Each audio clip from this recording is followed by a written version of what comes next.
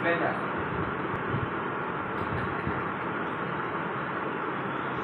భయం అనేది ఎప్పుడు వస్తుందంటే ఇమాజినేషన్, పవర్ ఆఫ్ ఇమాజినేషన్. మనం ఎప్పుడు ఏదో ఒకటి ఊహించుకుంటున్నాం. అలా ఊహించుకోవడం వల్ల మనకి భయం అనేది ఏర్పడుతుంది.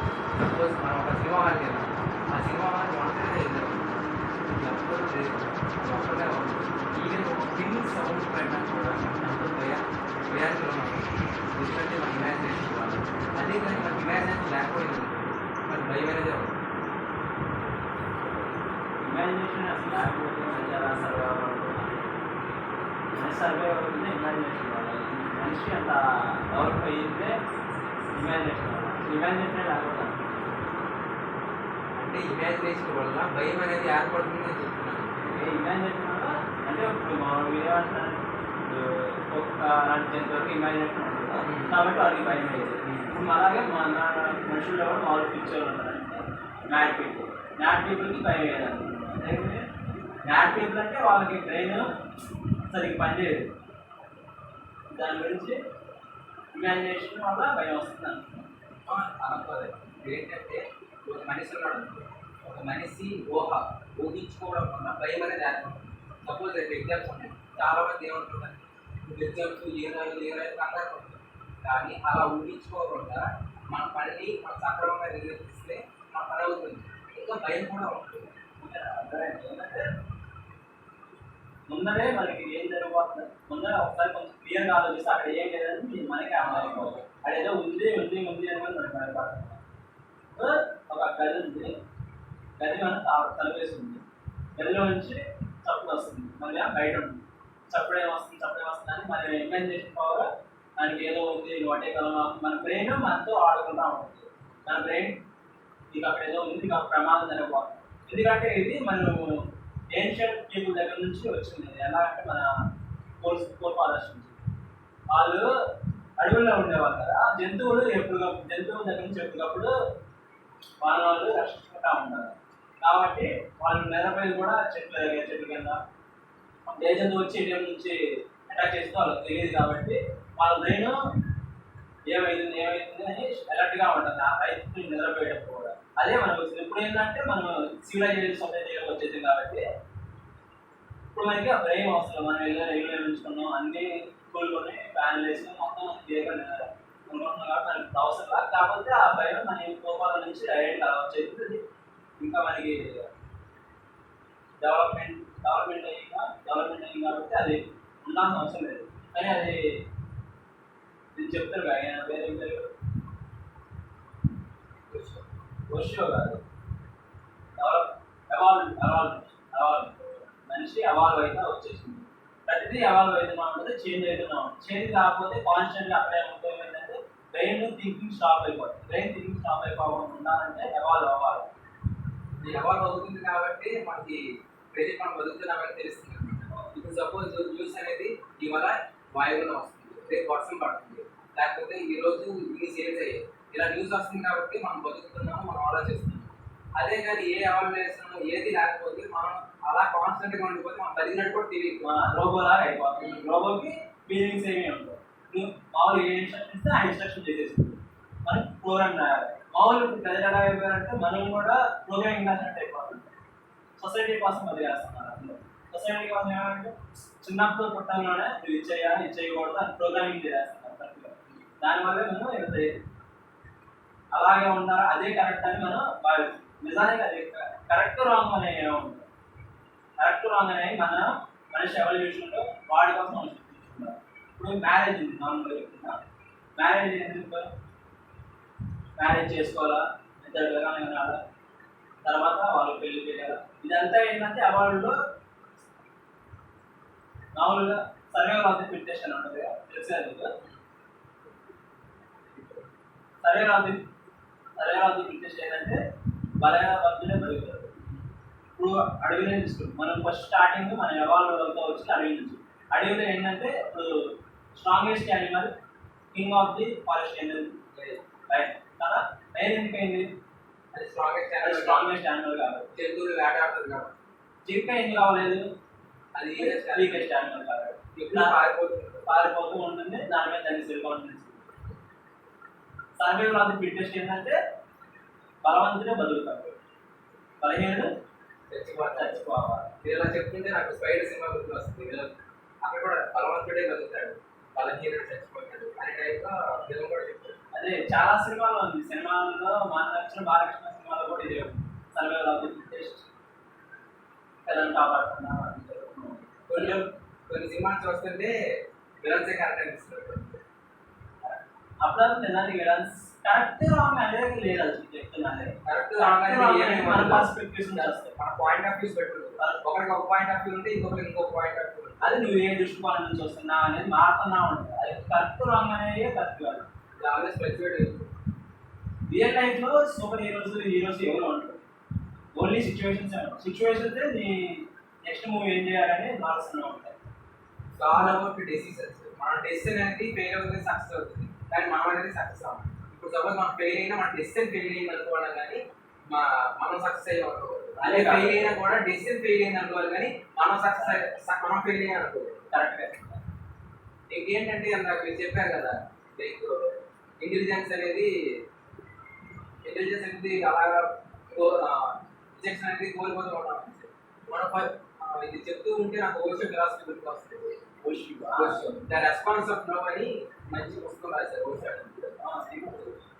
ఒక ఫిలాసఫీ గుర్తు. ఇప్పుడు చిన్నప్పుడు పిల్లవాడు ఉంటాడు, వాడికి ఏమి తెలియదు అనమాట. ఇది కోపం, భయం, సంతోషం, ఆవేదన, ఉక్రోధన ఇలాంటి ఏమీ తెలియదు. అందుకే ఒక ఆలోచించే శక్తి ఉంటుంది. అందుకే ఒక చిన్నపిల్లవాడికి చాలా ఇంటెలిజెన్స్ ఉంటుంది. కానీ వాడు మెల్లమెల్లగా పెద్ద అయితే కూర్చోడు వస్తాడు అని అమ్మ భయపడుతుంది. అలా భయం ఏర్పడుతుంది. తర్వాత కాంపిటేటివ్నెస్, వీడు చదువుతున్నాడు వీళ్ళు చెప్పట్లేదు, వీళ్ళు ఒక చదివేస్తున్నాడు వీళ్ళు చదవలేకపోతున్నాడు, ఇలా కాంపిటేటివ్నెస్ని ఏర్పడుతున్నారు. అలా పీపుల్ అనేవాళ్ళు అన్ఇంటెలిజెంట్గా అయిపోతుంది. అంతేందుకు ఒక ఇన్సిడెంట్ జరిగింది మొన్న రియల్ లైఫ్. ఒక అమ్మాయి ఉంది కోక్ని ఎలా ఓపెన్ చేయాలని కుక్ని అడిగింది అనమాట. కుక్ వస్తుంది జరిగింది అలాగా ఎలా తీయాలి అన్ని ఇన్స్ట్రక్షన్స్ చూసింది. చూసిన తర్వాత చాలా ట్రై చేస్తుంది, ఓపెన్ అవ్వట్లేదు. కుక్ వచ్చేసి టక్కన అన్నాడు ఓపెన్ అయిపోయింది. తను ఏంటంటే తన ఇంటెలిజెన్స్ని ఉపయోగించుకుంటా కొన్ని ఇన్స్ట్రక్షన్స్ ఫాలో అయ్యి చేసింది కాబట్టి అప్పుడు సక్సెస్ అవ్వలేదు. అదే కానీ మన ఇంటెలిజెన్స్ని ఉపయోగించి మనం చేసామంటే పక్క ఒత్తిలో ఉంటారు. అంటే మన థింకింగ్ పవర్ కూడా అలా అలా తగ్గిపోతుంది. రోజు రోజుకి మనిషి అవుతున్నాడంటే అన్ఇంటెలిజెంట్ అవుతున్నాడు. అన్ఇంటెలిజెంట్ చిన్నప్పుడే ఇంటెలిజెంట్గా ఉండేవాడు. అన్ఇంటెలిజెంట్గా ఎందుకు తయారవుతాడంటే సొసైటీలో ఏర్పడిన భయం, ఆక్రోధన ఇలాంటివన్నీ అనమాట అన్ఇంటెలిజెంట్ థింగ్స్. లైక్ ఒక విలేజ్ తెలియవచ్చు, వాడు క్లియర్గా ఆలోచించాలండి. ఏ విషయం మనకు తెలియదు, ఇలా ఇది కరెక్ట్ ఇది తప్పు అనేది తెలియదు. వాడు ఒకవేళ తప్పు చేసినా కూడా కరెక్ట్ చేసుకోగలడు. అదే ఇప్పుడు సపోజ్ ఒక సిటీలో బతికారనుకో, ఎలానే చేయాలి, ఎలానే ఉండాలి. దానివల్ల మనం think out of the box, ఆ అవుట్ ఆఫ్ ద బాక్స్ మనం ఆలోచించలేము. కలిసి అలాగా సింపుల్గా చెప్పాలంటే అన్ఇంటెలిజెంట్గా తయారయ్యారు. రూల్స్ పెట్టుకొని ఇది ఎలాగే చేయాలి, దానివల్ల అలా అయిపోతుంది. సొసైటీయే మన మీద చెప్తున్నాం. ప్రోగ్రామింగ్ చిన్నప్పుడు పుట్టంలోనే స్టార్టింగ్ ఇప్పుడు ఎలా అయిపోయిందంటే డాక్టర్ కదా ఇంజనీర్, డాక్టర్ కదా ఇంజనీర్, ఆ రెండే ఉన్నట్టు అయిపోతుంది. ఉన్నదే ఒక టైపు, దాన్ని పర్ఫెక్ట్గా ఇష్టం వచ్చినట్టు చేయాలి. అది కాదు చిన్నప్పటి నుంచి అన్నీ ఏమేమి ఉంటాయి అలా ఉంటాయి ఇవన్నీ నేర్పించుకుంటూ వాడే తనంతా తయారు డెసిషన్ నువ్వు ముందరే మీరు డెసిషన్ తీసుకొని వాడి సైకలాజికల్గానే వాడు ఫెయిల్ అయిపోతున్నా ఉంటాడు. మీరు ఇదే అవ్వాలంటే వాడు ఇష్టం రాకపోయినా మీకోసం చేస్తున్నాడు. ఒకవేళ మీరు ఫెయిల్ అయ్యాలనుకోవాలి, నేను చిన్నప్పుడు మీరు చేయలేక మీకు పెద్దగా మీద వద్దామనే ఆలోచించడం తప్పండి. అది కరెక్టే అండి.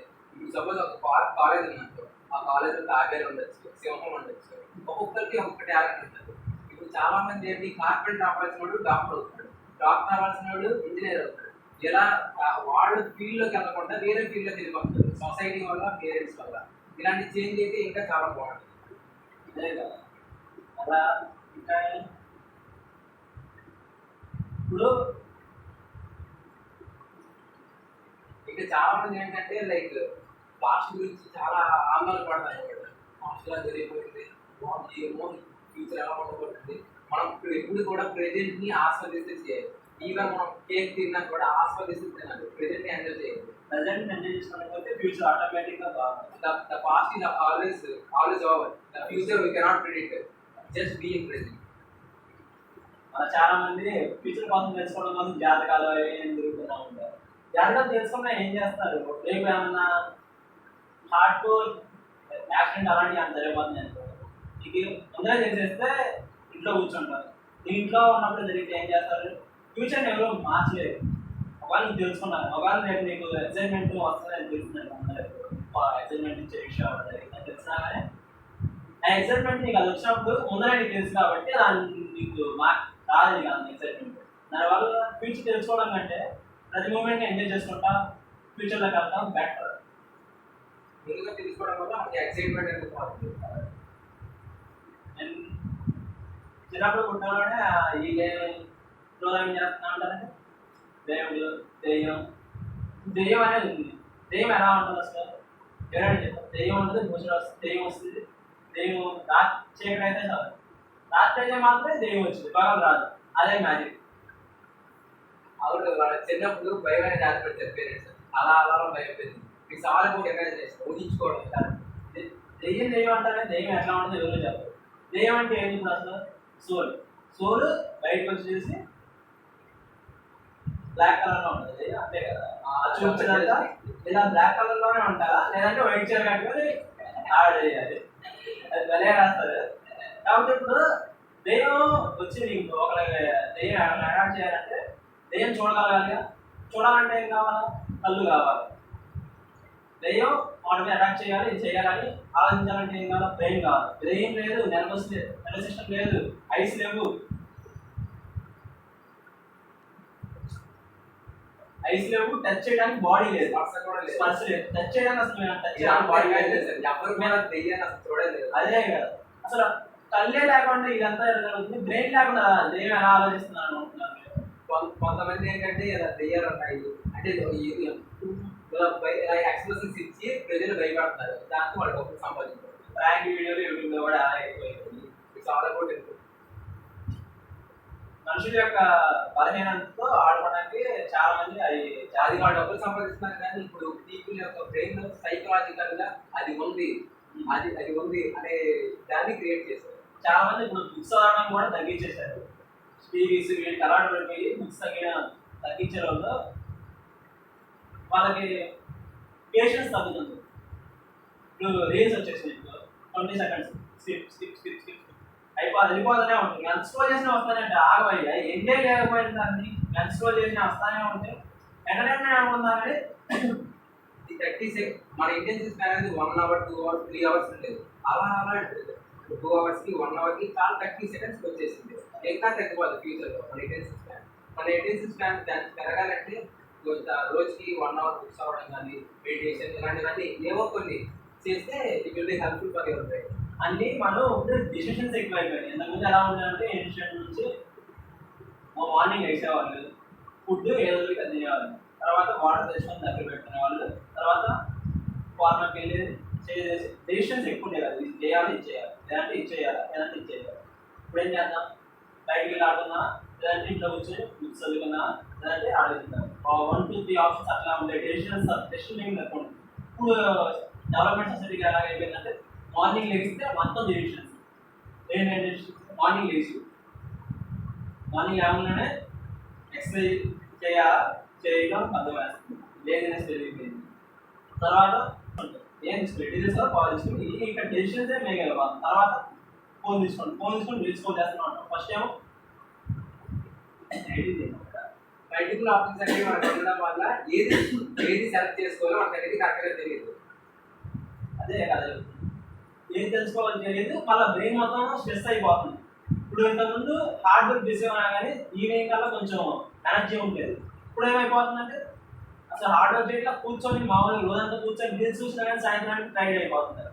ఏమన్నా అది చేయమంటే టైర్డ్నెస్, లేజీ మార్కెట్కి రా టైర్డ్నెస్, అది మీ ఫ్రెండ్స్తో ఆడుకోవాలని టైర్డ్నెస్, ఏమైనా టైర్డ్నెస్. ఎందుకంటే మన బ్రెయిన్ మన బాడీ 20%, 10% కూడా ఉండదు. 20% 30% ఆక్సిజన్ అదే తీసుకుంటాం. అప్పుడు బ్రెయిన్ ఈ క్యాలరీస్ ఎక్కువ తీసుకుంటామని మనం తీసుకుంటున్నాం. ఇప్పుడు డెసిషన్స్ ఎక్కువ అయిపోయింది కాబట్టి ప్రతి దానికి డెసిషన్ తీసుకోవాలి. అది చేయాలంటే డెసిషన్ తీసుకోవాలి. ప్రతి దాంట్లో ఆప్షన్స్ ఉన్నాయి, చాలా ఆప్షన్స్ ఉంటాయి ప్రతి దానికి. అన్ని ఆప్షన్స్ పెరిగే లోపల మనకి డెసిషన్ తీసుకోవడం వల్ల బ్రెయిన్ ఎక్కువ పాత్ర పోయిస్తుంది కాబట్టి బ్రెయిన్కి ఎక్కువ క్యాలరీస్ కావాల్సి వస్తుంది. దానివల్ల సాయంత్రం అయితే నువ్వేం చేయకపోయినా నీరసం వచ్చేస్తుంది. వాటర్ తాగడం వల్ల మనకి 80% ఆక్సిజన్ అనేది మన బ్రెయిన్ తీసుకుంటుంది. మిగతా 20% వచ్చేసి మన బాడీలో ఉన్న ఆర్గన్స్ అనేవి ఆక్సిజన్ తీసుకుంటుంది. తీసుకున్న తర్వాత ఏంటంటే మనం బయటికి వెళ్ళిన తర్వాత మనకు మల్టిపుల్ ఆప్షన్స్ ఉంటాయి. ఏదో ఒకటి సెలెక్ట్ చేసుకునేటప్పటికి మనకు చాలా టైం కన్స్యూమ్ అయిపోతుంది, మన డెసిషన్స్ ఫెయిల్ అయిపోతున్నాయి, మన డెసిషన్స్లో కూడా ఫెయిల్ అయిపోతుంది. అలా మల్టిపుల్ ఆప్షన్స్ కాకుండా మనం ఏదో కొన్ని ముందుగా ప్రీ ప్లాన్గా చేస్తే ఇలాంటివన్నీ ఓవర్కమ్ చేసుకోవచ్చు. ఇప్పుడున్న సొసైటీలో ఏంటంటే లైక్ స్ట్రెస్ అనేది చాలా అయిపోయింది. లైక్ సపోజ్ ఒక పిల్ల ఉంటుంది, పిల్ల గట్టిగా కొట్టుకుంటుంది, మనసులో స్ట్రెస్గా ఫీల్ అయ్యేది ఎంత రిలాక్స్గా. అలా మనిషి బ్రెయిన్స్ కూడా చాలా స్ట్రెస్గా ఫీల్ అవుతున్నారు. ఏ వర్క్ చేసినా చాలా స్ట్రెస్గా ఫీల్ అవుతుంది. కానీ ఏదైనా విషయాన్ని చాలా కూల్గా ఆలోచించి చేస్తే it will be more helpful. దీన్ని చూసి నాకు ఒకటి గుర్తొస్తుంది. సీక్రెట్ అనే బుక్లో రాండే బైన్ అని ఒక రాశారు ఏంటంటే మన ఆలోచనకి కూడా ఒక శక్తి ఉంది.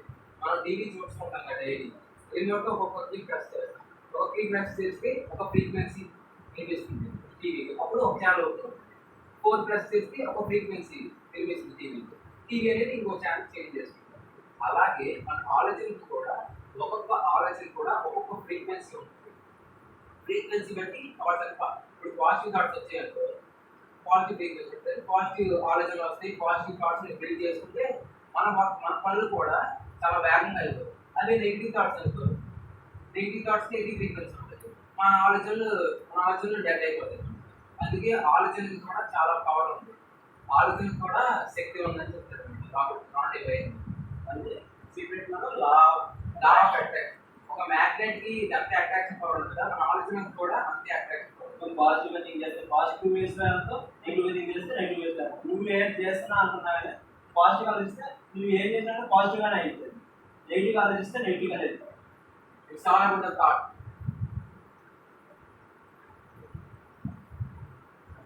ఉన్నది ఒకటే లైఫ్, దాన్ని నీకు ఇష్టం వచ్చినట్టు.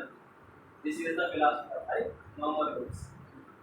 Thank you. ఫైనల్గా కన్క్లూడ్ చేయాల్సింది ఏంటంటే మన థాట్స్ అనేవి చాలా పవర్ఫుల్, దాన్ని మనం యూటిలైజ్ చేసుకోవాలి. పాజిటివ్ థాట్స్ని బిల్డ్ చేసుకోవాలి.